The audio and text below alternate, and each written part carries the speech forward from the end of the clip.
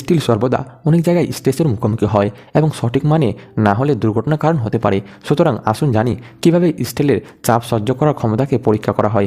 স্টিলের একটি পরীক্ষার টেস্ট পিসকে টেনে এটি দুটি টুকরো টুকরো করার পরে ডাইলে পড়ার উপর ভিত্তি করে স্টিলের চাপ সহ্য করার ক্ষমতা পরীক্ষা করা হয় এবং যদি এটি প্রয়োজনীয় মানটি না বেঁচে থাকে তবে এটি এর অভ্যন্তরীণে ক্রোমিয়ামের সাথে নিখিল একটি অল্প পরিমাণ যোগ করা হয়। অতিরিক্ত তাপ ইস্পাতকে দুর্বল করে তোলে।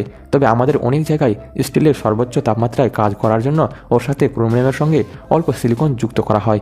ঘন ঘন বৃদ্ধির কারণে সাধারণ ইস্পাত সময়ের সাথে সাথে ফেটিগ হয়ে যায়, মানে নষ্ট হয়ে যায়।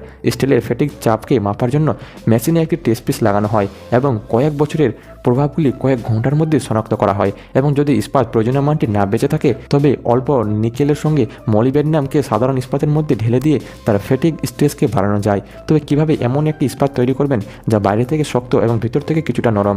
এর জন্য কার্বন টুকরোগুলিকে ভিতর থেকে অল্প সময়ের জন্য চেপে গরম করা হয়, যা ইস্পাতকে বাইরে থেকে শক্ত করে এবং ভিতর থেকে নরম করে দেয় এবং এটি পুরো প্রক্রিয়ার নাম হলো কেস হার্নি।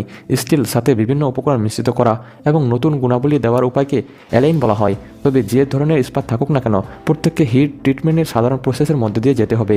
প্রথম ইস্পাত লাল গরম করার পরে এটি তাৎক্ষণিকভাবে জল বা তেলের ভিতরে ঢোকানো হয়, এরপরে আবার কম আঁচের গরম করতে হবে। এই প্রক্রিয়াটির পরে স্টিলের সমস্ত বৈশিষ্ট্য বেরিয়ে আসে।